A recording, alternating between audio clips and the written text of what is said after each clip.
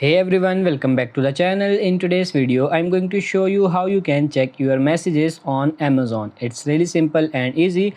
For this, we just have to open the Amazon application in our mobile. You can do this on both, like on Amazon app and Amazon.com as well.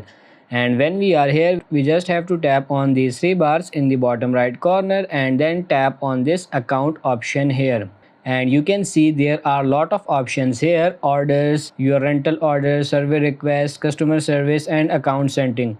What you have to do is you just have to scroll down all the way to the bottom like this, and you will see this option message center here, and you just have to tap on this your messages. So at the very top it will show all messages and then buyer seller messages. You can tap on this all messages here, and of course if you have any message you will receive here like this, so you can see what's in this message. So if you go back, you can tap on this buyer and seller messages. If your buyer and seller send some message, you can see it here. So that's how you can check messages on Amazon. I hope this video was helpful. If it is, like it and subscribe to the channel. Thank you.